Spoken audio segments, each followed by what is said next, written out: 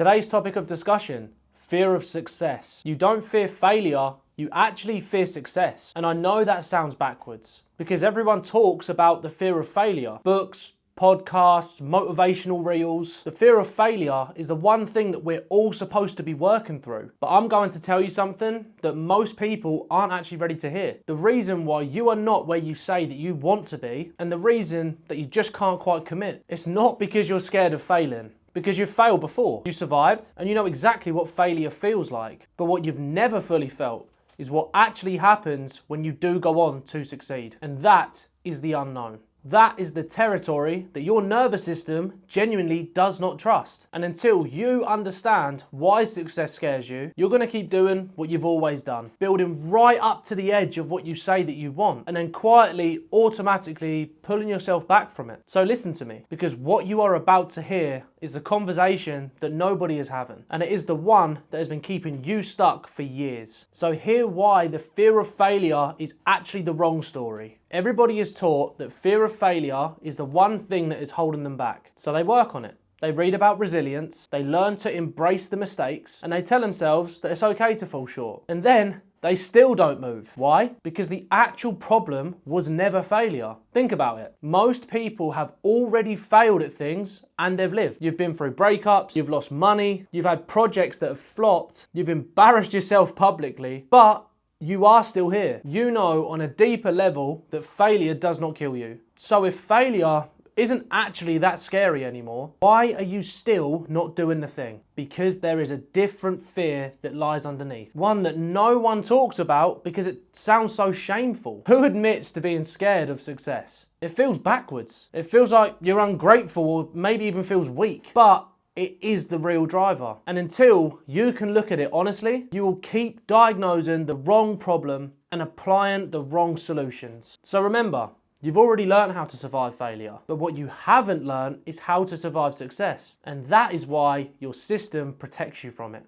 So here's the real mechanisms. 3 layers that are actually worth naming. Layer 1, success means you cannot go back. Failure is familiar. Even when it is painful, it is known. You know exactly how to be the version of you that didn't quite make it, who came close and has great potential. You've been that person now for years. But success, it rewrites that. You become someone completely different. And once you become that person, you cannot unbecome them. The old identity is gone. And even if that old identity was painful, it was yours. Most people would rather keep a familiar pain than risk an unfamiliar identity. And that's not weakness, that's just wiring. And your nervous system is built to protect what it knows, even when what it knows is the thing that's hurting you. Layer 2, success exposes you. The bigger you get, the more visible you become. More attention, more opinions, and more criticism. And you've now got more people watching what you do. But failure,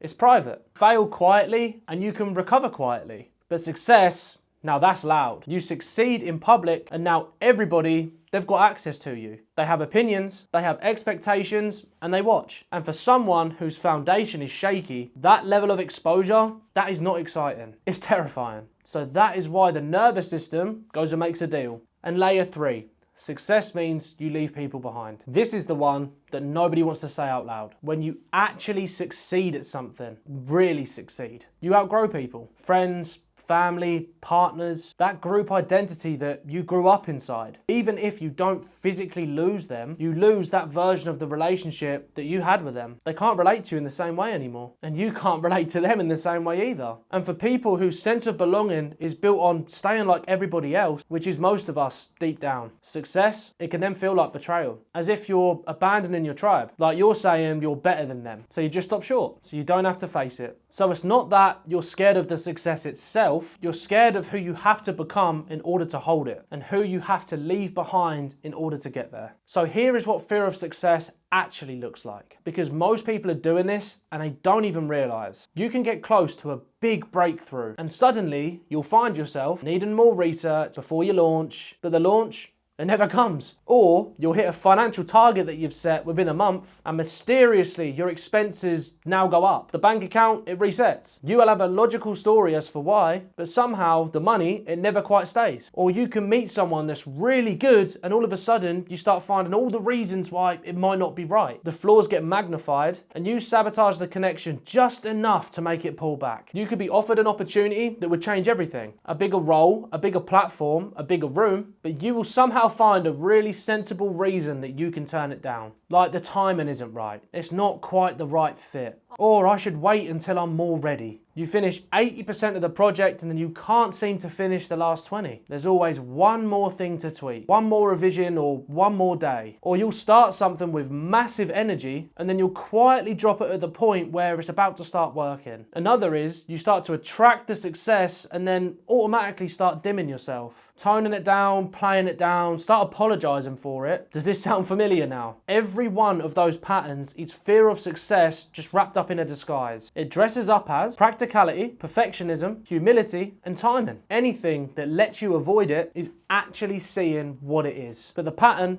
is always the same. You get right up to the line and then you pull back. So remember, you're allowed to want the thing and you're allowed to actually have it, but your system has to be ready for you to be able to hold it, or it's going to find a way every single time to make sure that you don't. And if you've watched the self-sabotage video, you may ask yourself, does this sound more familiar to that too? Both are interlinked. Self-sabotage as well as the fear of success go hand in hand. So be sure if you haven't yet watched the self-sabotage video, when you finish this one, go back and watch that as well, because chances are these two are the actual issue what you have at hand when it comes to reaching and attaining your goals. And as always, I like to give a real life example of myself where I've experienced the topic at hand. And there was a time where I really struggled with the fear of success. But until I understood this concept, I identified it as fear of failure, as if I was acting from a state of desperation as opposed to inspiration. But now that I understand these key principles,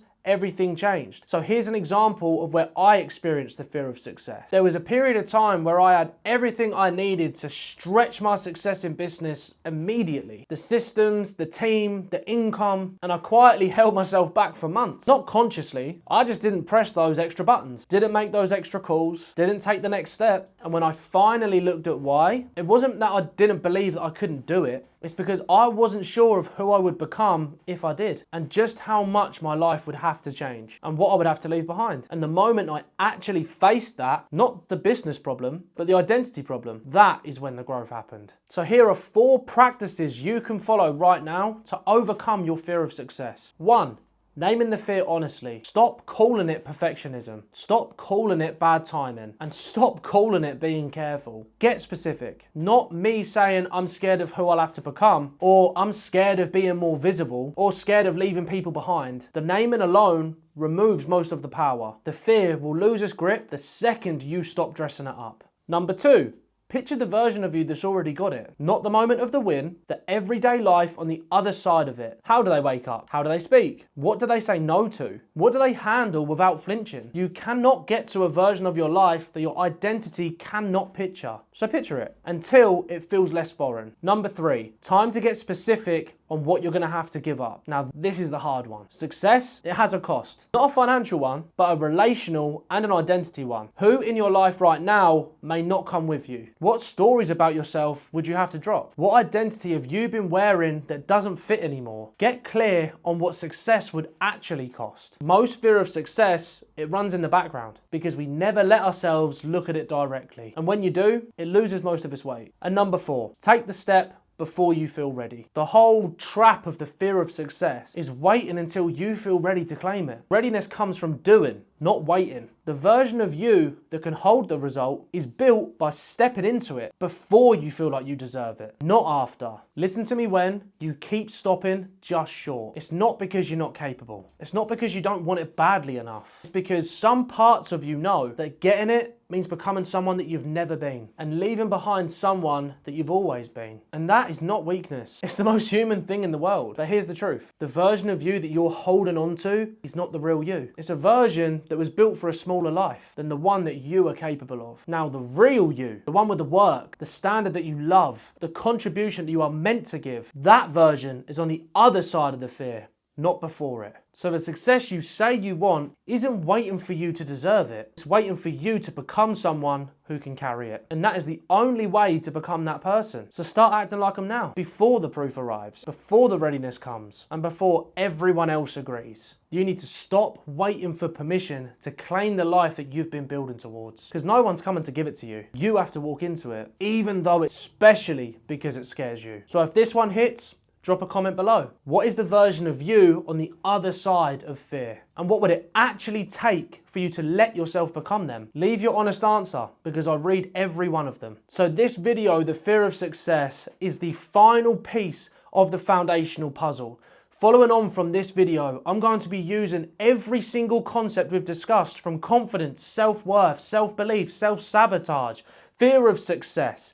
All of these different topics we're going to be putting together into one video, explaining why the foundation is weak if one area is not as fortified or as strong as another. So be sure to like, subscribe and comment so you are notified of all future uploads. My name is Harley. Do the work, trust the process, and I'll see you in the next one.